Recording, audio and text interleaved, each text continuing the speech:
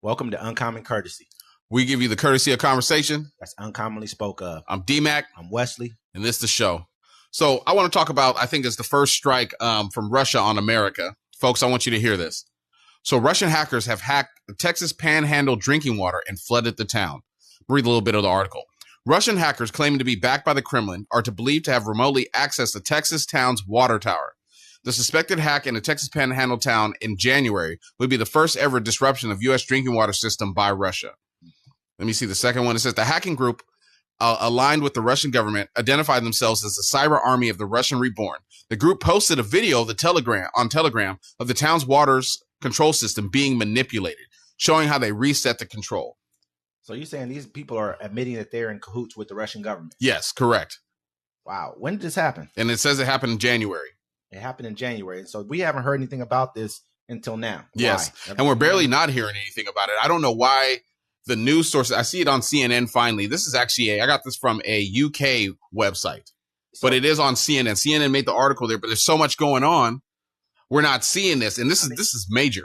What it is they're afraid to tell us. Yeah. And that's why I feel like that's a worry. It's a concern because then you start thinking if that happened, then what about the boat that hit that bridge? Yes. And was that Baltimore? There was one in Baltimore, and then there was one, I believe, in Oklahoma.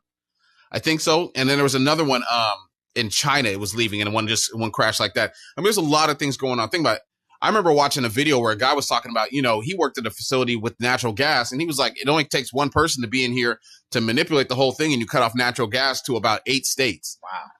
Wow, this is ridiculous, man. We're at a point right now to where if these people are admitting this, but at the same time, we got to take it with a grain of salt. At the same time, because what if this group is saying this and it turns out not to be true? Because you said they flooded it. Yeah, they flooded the city, and they also what else they do? They contaminated the water. What was that? Yes, yeah. Let me read it to you. Because if they can do that, I think a lot of people are gonna.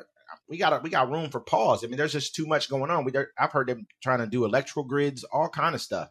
And so at the end of the day, man, this is a pretty major development if we haven't. So it says it's unclear what effects the manipulation has had, but several local officials have acknowledged the cyber attacks while confirming some form of disruption. The city's mayor of Mulshu instance reportedly said in a public meeting that the attack on the town's utility is what caused the tank to overflow. And so it overflowed, like, the water reservoir tank, it overflew and all the water poured out of it. Now imagine they can do this to a small town. Imagine they do this to a big city. Imagine they they don't, put in the filters through your water and it gets contaminated that way. This is some scary stuff. Yeah, you got New Orleans, you got a bunch of places that, things could go wrong. Yeah.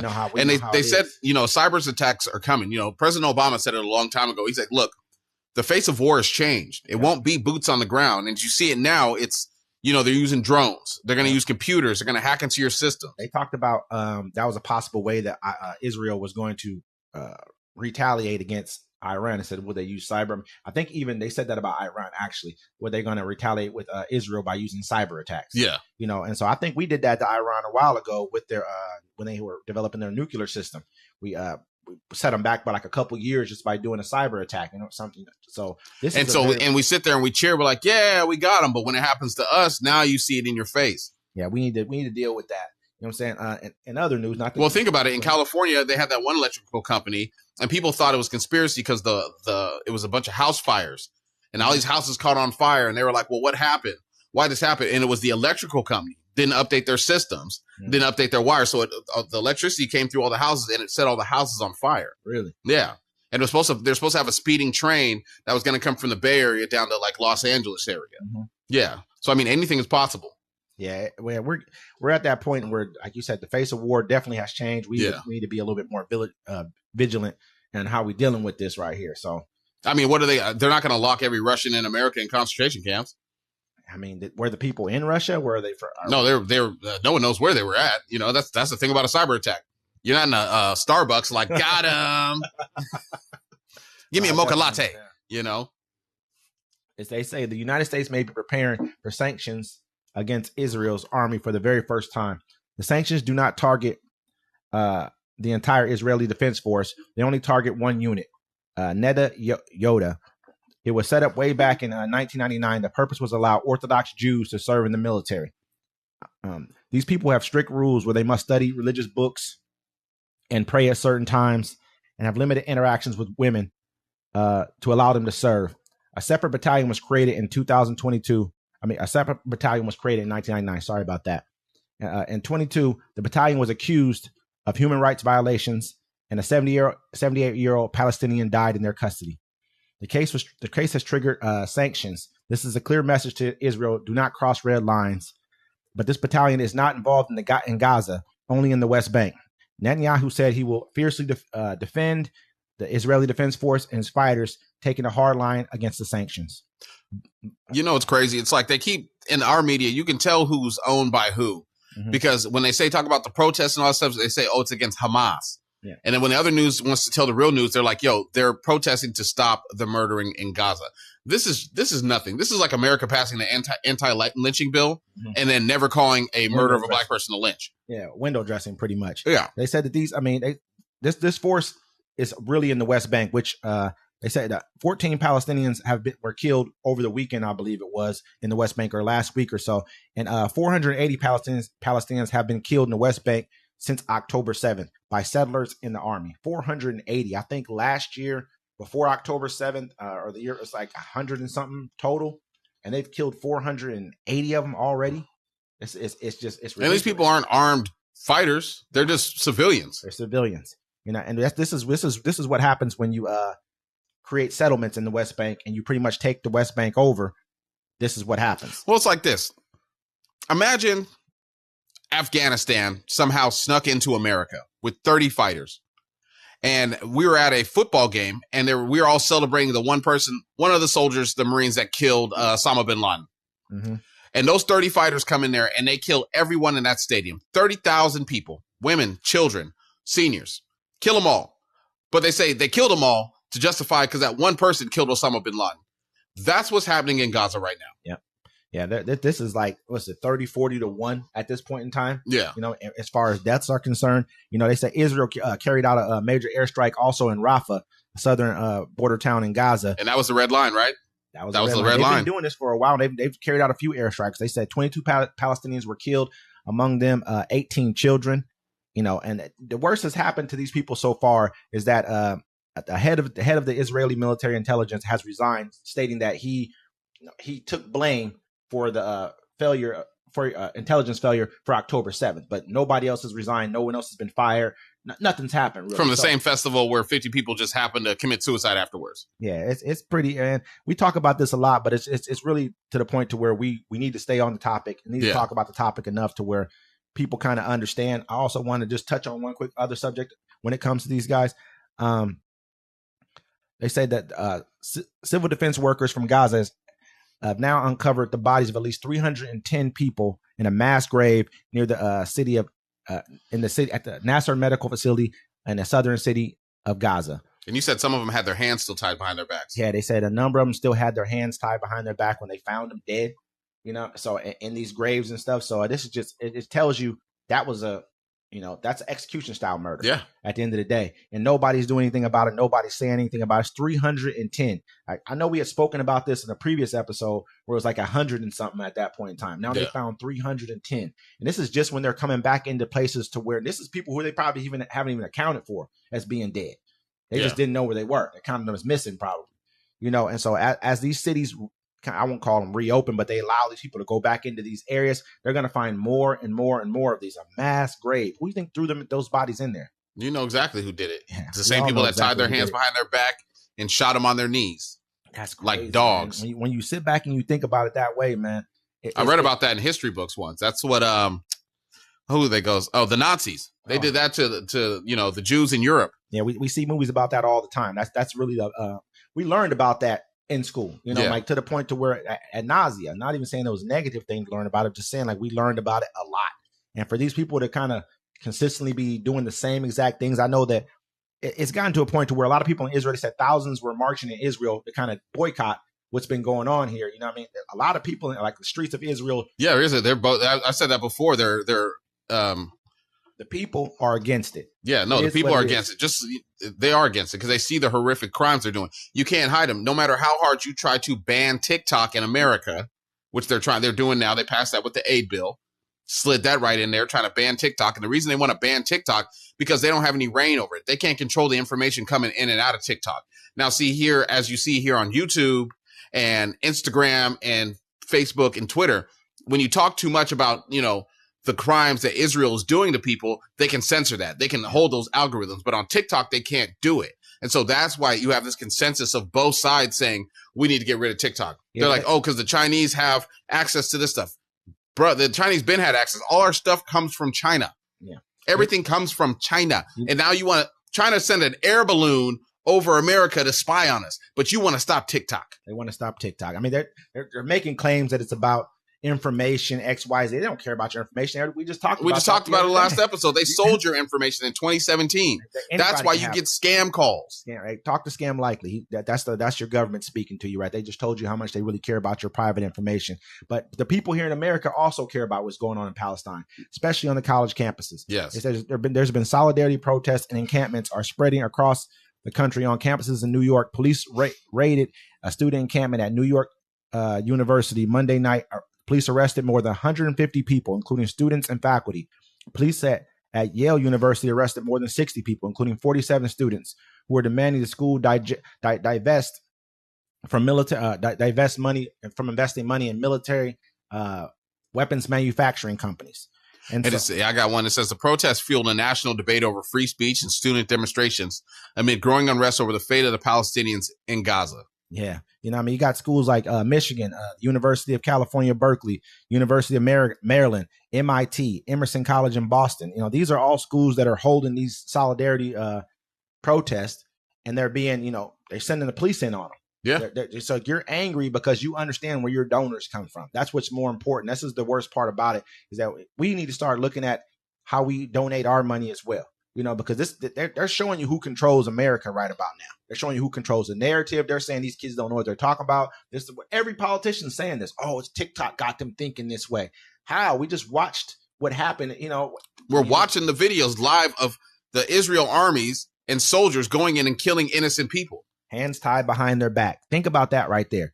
Bodies with hands tied behind their backs. Who's tying their hands behind their backs and killing themselves? We saw the one video where the guy came out and he was like, yo, I'm Israeli, and they killed him anyways. Hands up. There was three of them.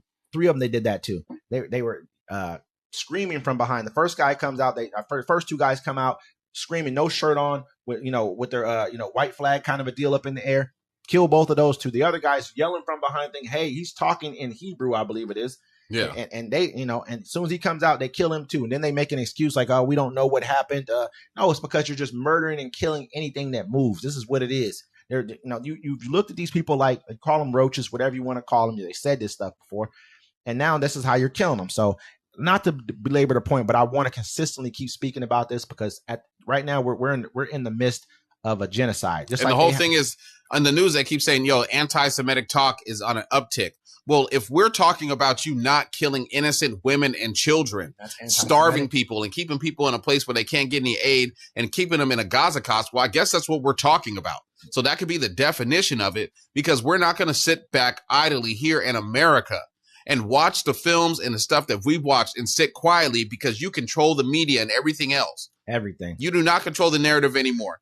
See, the times of the 90s and the early 2000s are over. Yeah. We have cell phones, we have videos, we have our own internet, and we see your true face. And we all got our own media sources right now that we can use and speak our voices. Even if people don't listen every day, somebody's going to get through.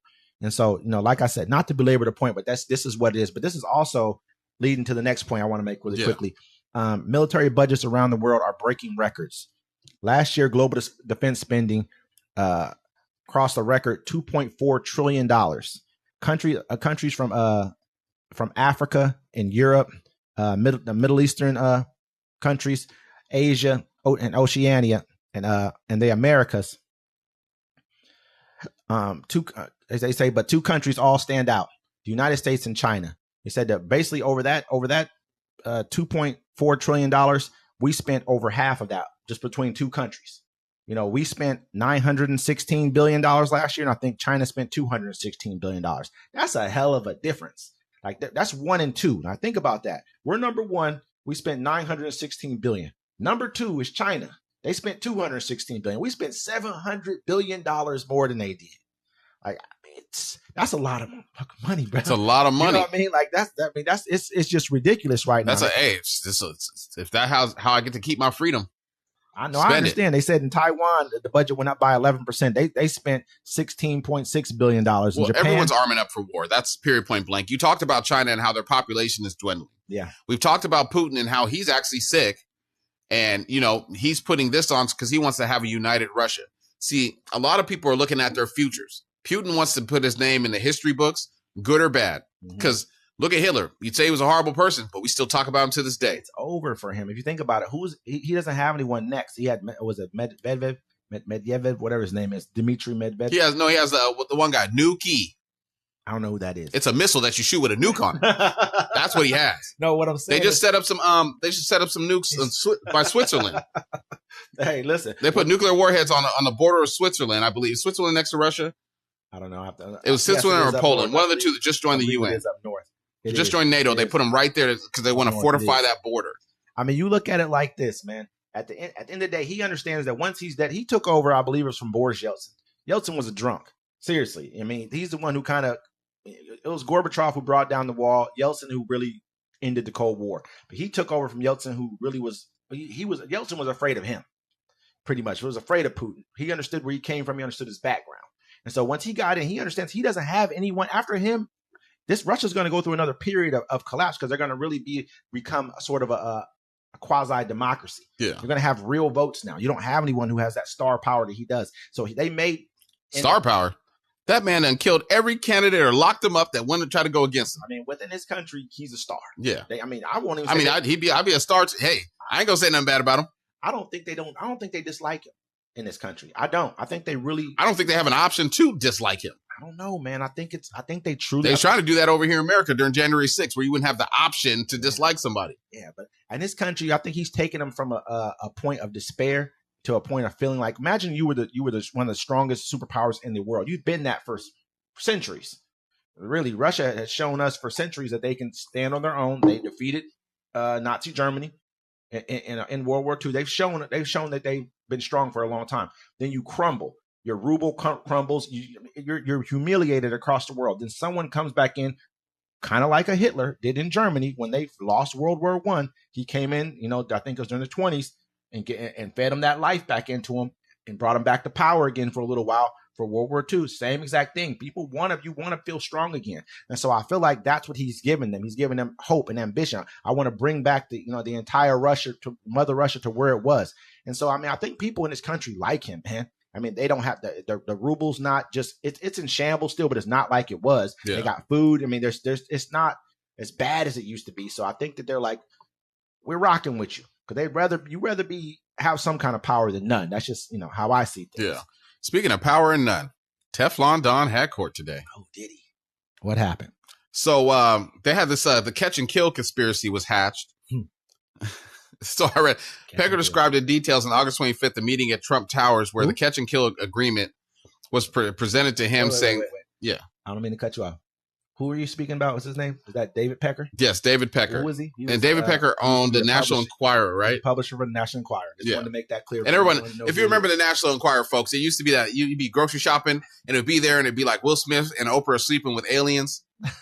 Yeah, it was basically a tabloid. It was probably one of the biggest tabloids of our time. Yeah. That was the one. If you wanted to see anything that was like wacko, jacko, everything was there was something they broke on there that was like actually made them real. Like before it used to be like all these weird tabloids, but there was something on there that they broke one time and everyone thought it was fake, but it was actually real. They actually have a lot of good information. Like I think they just do it in such a way that people don't believe it or other publications don't run with it. So that's almost other publications who are supposedly real's way of killing the story by just leaving it on the Enquirer because no one believes the National Enquirer. But go ahead. Yeah.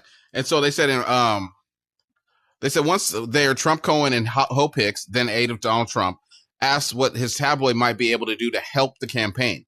Pecker recalled. In response, he proposed that he could publish positive stories about Mr. Trump and would publish negative stories about his opponent. And I said I would also be the eyes and ears. He also suggested that if he heard any potentially damaging stories about Trump, that he would notify Cohen, who could purchase the stories to have them killed. You hear about, I think he said that he mostly talked to Cohen. This is what he said. Most of the time, he said there was a time that he was in a meeting and his secretary came in and she was like, Donald Trump's on the phone in the meeting. He said he went in there and he spoke with Donald Trump about, it wasn't Stormy Daniels, it was the Kristen, something else was the other porn stars. There's more porn stars? There's another one. There's another one that accused him of, she slept with him. I'm not sure if he paid her money or not, but it was another one. He said that she was going to go on some other shows and speak about their relationship. Karen McDougal. Karen McDougal, that's her. Former Playboy model who said she had a months-long affair with Trump in 2006 and that she was paid $1,500 or $150,000, excuse me. It's a lot of money to keep quiet about it by the National Enquirer. You see what I'm saying? Yeah. You know what I mean? So there was her too. And he said, I guess there was a Mexican publication or a Mexican show from Mexico where they were like, hey, we're going to give her $8 million. She said they're going to get $8 million for her story. And I guess David Pecker was like, he sent Dylan Howard, former editor-in-chief of the National Enquirer, to California anyways to interview her. Mm-hmm. I think they bought the story from her too. I think in the that's like the catch and kill part for her as well. So that she's probably going to be on the stand as well here soon. But I think this David Pecker guy, he's going to really probably blow this story up. I mean, they said he just did. I mean, think about you're manipulating the news to make yourself look good and your opponent look bad. I mean, you could do that. I'm wondering how that's illegal. I wonder if that's illegal at all. I think it just ties into the total illegality of everything that happened. But I'm like, people do that all the time. Yeah, it happens. I mean, look at what what was that, the Russian hoax deal you're talking about? Yeah, you know what I mean. I think some of that was real. I'm not going to sit back and call it all a hoax. Well, look at Tiger Woods. Real. Tiger Woods didn't even commit a crime. His wife tried to beat him up, and they made sure that every time he didn't commit single crime except for cheating on his wife. And they kept, we found another one of Tiger's mistresses. Mistress number 10. They hated Tiger Woods so much for taking over golf. Was it Men's Fitness that had that story already and they caught and killed it the same way they Enquirer? Did you hear about that? No. Yeah, Men's Fitness had this story like years before, like about, and that's why he had to end up, because Tiger Woods would never do covers of magazines for a long time. He wasn't on a bunch of magazine covers. Go back and look. Everyone heard, people who watch golf heard about this. But I guess Men's Fitness had a story like, hey, we got this story about these ladies over here. They're saying this, and Tiger was like, okay. It wasn't him so much as it probably was his Michael Cohen type guy. It wasn't Michael, but it was his version of it. It was like, hey, okay, we'll do the cover of your magazine. You guys just kill the story. And that's why Tiger Woods ended up appearing on the cover of Men's Fitness magazine. Really? Yeah, man. Before it all broke with, Hey, this is Tiger. Donald Trump seems cooked. I think so too, He's man. cooked. I think everybody's about to come out against him, but I'm like, Michael Cohen already went to jail for the same thing they're about to charge you with. Man. He already did a year. Most people, like, this is what happens most time. I ain't gonna lie. In the streets, this is how it goes down. If your boy was with you, he pleads guilty, man, you probably better plead guilty too. Only way the cat ain't gonna plead guilty is if he's looking at hella time. Yeah. If you're looking at hella time, you're like, all right, I'm not taking it. I might as well fight it in court.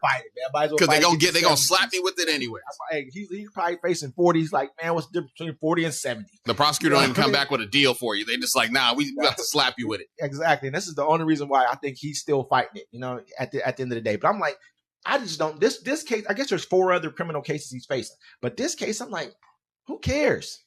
Who cares, man? Like, if you're going to pay her. This is how I look at this case. He should have just paid her and shut up. He did pay her. Yeah. He gave her $130,000. That wasn't enough. You know what I mean? It is so okay. He should have gave her more money than that. So and she talked about his winker, his pecker. Hey, David, we talking about David? Hey, she did. Stormy Daniels. She clowned him. Talking about the publisher of. Yeah, sure. That's a crazy name, David Pecker. But look, that sounds like a person that owns the National Enquirer too. Yeah. Hey, I'm David Pecker. Well, this is Uncommon Courtesy. Like, subscribe, hit that notification bell so you can get our updated videos every time we post them. If you have a topic you want us to talk about or something we haven't touched on yet, let us know in the comments or send us an email. Subscribe. This is Uncommon Courtesy. And it's the show.